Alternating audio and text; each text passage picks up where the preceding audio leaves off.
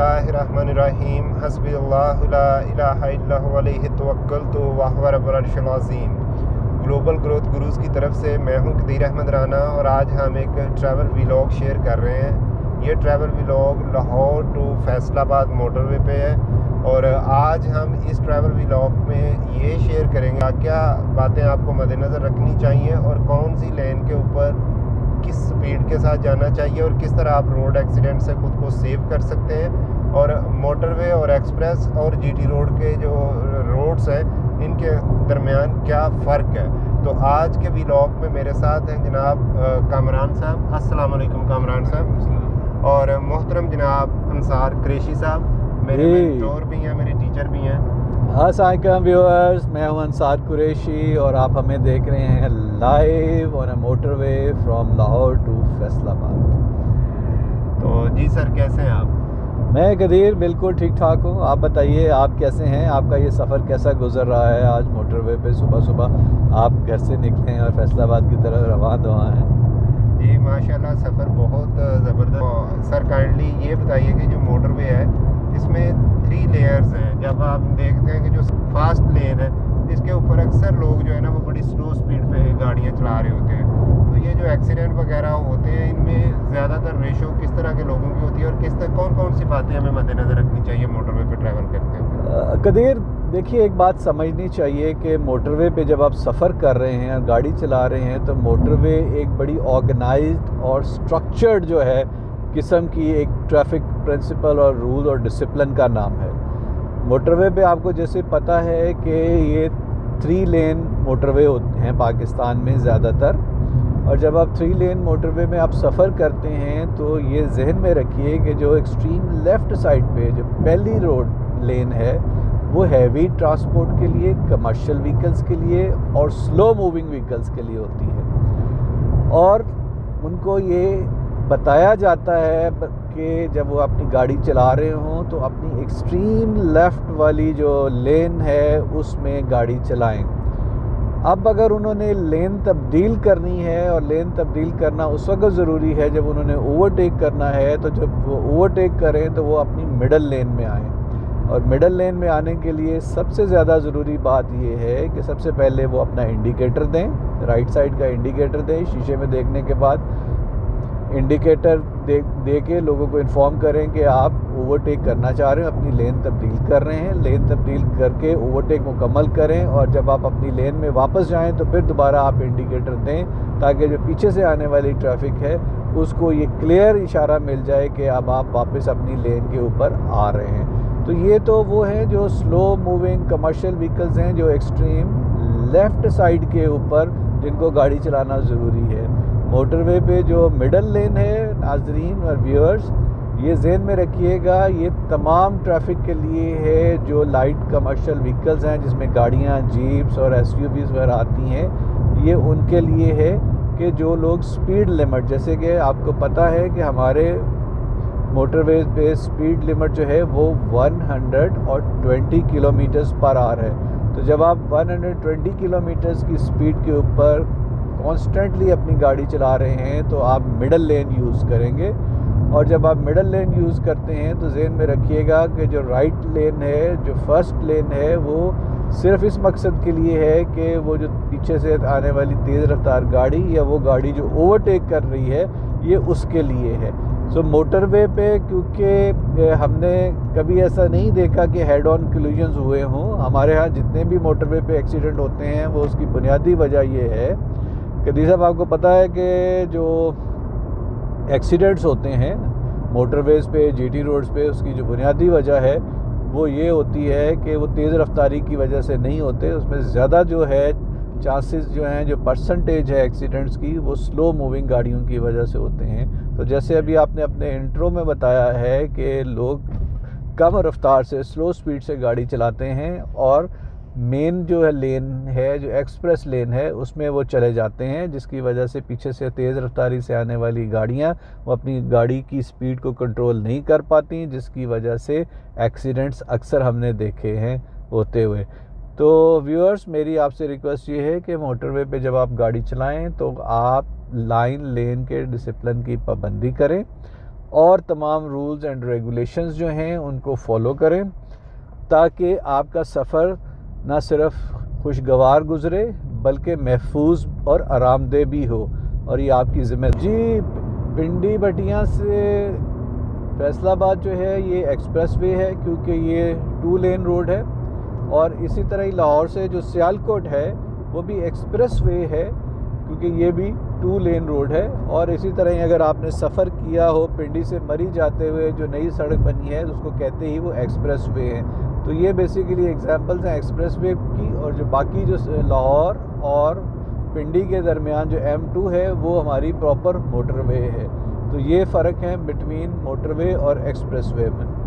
Sir GT road के बारे में काइंडली अगर आप कुछ कहना चाहते हैं तो। जी, जब हमारे यहाँ मोटरवेज़ नहीं बनी थी 98 में, जब पहली मोटरवे बनी थी पिंडी और लाहौर के दरमियान से, उससे पहले जितना भी सफ़र हमारे यहाँ जो किया जाता था पूरे मुल्क में, वो GT रोड्स और कनेक्टिंग जो GT रोड्स हैं उनके ऊपर सफ़र की सहूलत मैसर थी, और यही वाहिद मीडियम ऑफ ट्रांसपोर्टेशन था जो कि यूज़ होता रहा है सदियों से।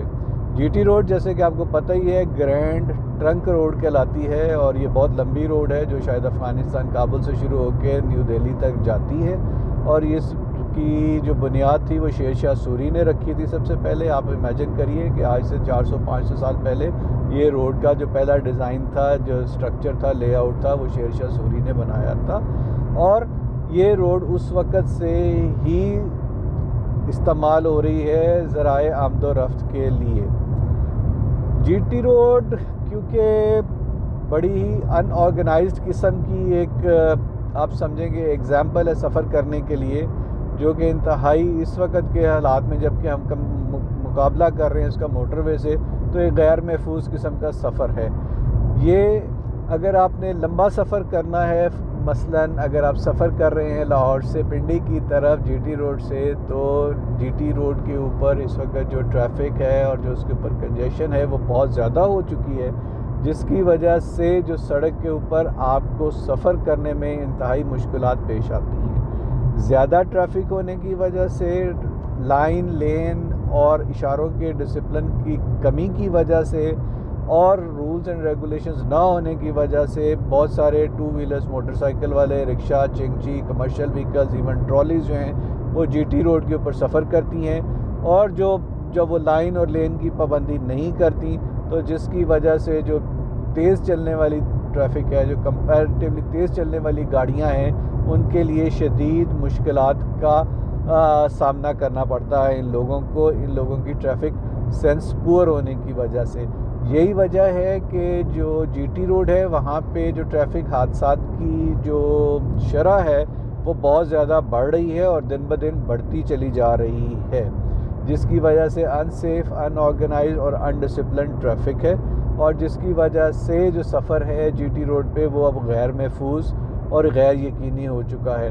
तो हाज़रीन और नाज़रीन, जब कभी भी आप GT रोड पे अपनी गाड़ी के ऊपर सफ़र करें तो अपना एहतियात कीजिए और कोशिश कीजिए कि आप जो स्पीड लिमिट है उसी के मुताबिक चलें। जो कवानीन आपको बताए गए हैं रोड साइन से, उनको मुकम्मल तरीके से अमल करिए, क्योंकि जगह जगह पे वहाँ पे टाउन्स हैं, छोटे छोटे टाउन्स हैं, वहाँ पे क्रॉसिंग्स हैं, स्कूल्स हैं, हॉस्पिटल्स हैं, और इसके अलावा बहुत सारे पेडेस्ट्रियन क्रॉसिंग पॉइंट्स हैं जो ऑर्गेनाइज नहीं हैं, और लोग उनके ऊपर सड़क क्रॉस करते हैं, जिसकी वजह से हादसात दिन ब दिन बढ़ते जा रहे हैं। तो जब भी आप GT रोड पे सफ़र करें, अपनी हिफाजत का ख्याल करें, और दूसरों की हिफाजत की ज़िम्मेदारी भी आपके लिए उतनी ही मुकद्दम होनी चाहिए जितनी कि अपने लिए आप करते हैं। तो नाज़रीन, GT रोड वर्सेस मोटरवे, यकीनन मोटरवे आज एक लग्जरी है, एक कंफर्ट है, एक कन्वीनियंस है। मोटर और GT रोड उसके मुकाबले में एक स्ट्रेसफुल ड्राइविंग एक्सपीरियंस है, वेरी अनकंफर्टेबल है, अनसेफ है। सो मेक श्योर कि जब आप GT रोड के ऊपर ये ड्राइविंग एक्सपीरियंस करें तो आप अपना जो बेस्ट ड्राइविंग स्किल्स हैं उनको बरोए कार ला के आप अपनी भी ज़िंदगी की हिफाजत करें, अपनी प्रॉपर्टी की हिफाजत करें और दूसरों की भी प्रॉपर्टी और उनकी ज़िंदगी की हिफाजत करें और हमेशा सेफ़ ड्राइविंग के ऊपर तरजीह दें। और कवानीन जो रोड साइंस हैं और जो ट्रैफिक साइंस हैं, सिग्नल्स हैं और जो कुछ भी वहाँ पे है आपको, जहाँ पे चाहे मोटरवे पे चाहे जीटी रोड पे, उनकी सख्ती से पाबंदी करें और कोशिश करें कि गाड़ी स्पीड लिमिट में ही चलाएं और एहतियात से चलाएं। आपका देखने का, आपका सुनने का शुक्रिया कदीर। मैं आपसे कहूँगा कि आप भी इसके ऊपर कोई ना कोई अपनी इज़हार राय कीजिए। जी thank you very much sir, माशाल्लाह बहुत वैल्यूएबल इन्फॉर्मेशन आपने शेयर की है। तो बेसिकली नाजरीन ये होता है एक्सपीरियंस। तो जब भी आप अपने किसी उस्ताद के पास हो जहाँ से आपने कुछ सीखा हो, तो उसके साथ आप इस तरह की जब डिबेट करते हैं तो आपको बहुत सी चीज़ें मिलती हैं। ड्राइविंग लाइसेंस मेरे पास भी है, मेरे पास इंफॉर्मेशन भी है, लेकिन यकीन करें कि जो आज मैंने बातें सीखी और समझी और सुनी हैं, ये मेरे लिए फ़र्स्ट एक्सपीरियंस है। बाकी अपना, अपने ख़ानदान का, अपनी फैमिली का, अपने प्यारों का बहुत ज़्यादा ख्याल रखिए। आज का वीलॉग देखने का बहुत शुक्रिया। तो जी कामरान साहब, आखिर में आप कुछ कहना चाहें?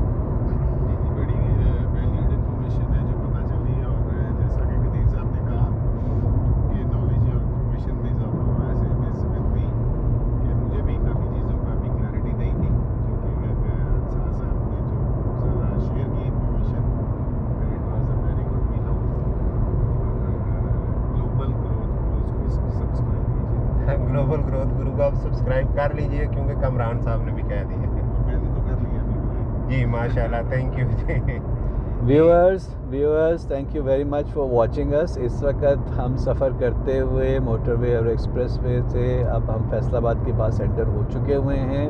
अब हम जो फैसलाबाद की कैनाल है, हम उसके ऊपर सफ़र कर रहे हैं। बहुत खूबसूरत रास्ता है। अगर आपने सफ़र नहीं किया तो एक साइड पे बहुत लहलहाते सरसब्ज़ खेत हैं और दूसरी तरफ कंक्रीट का जंगल है, घर ही घर हैं, नई आबादियाँ बढ़ रही हैं। This is an expansion of Faisalabad जो बहुत तेज़ी से इस सारे इलाके की तरफ हो रही है, और मुझे लगता है कि बहुत जल्द फैसलाबाद एक्सपेंड करते करते ही मोटरवे के साथ यहाँ से इस साइड से ये उसको टच कर लेगा। बहरहाल आप जहाँ कहीं भी हैं अपना ख्याल रखिए, अपनों का, अपने प्यारों का, and make sure you drive safe and take care. अल्लाह हाफ़िज़।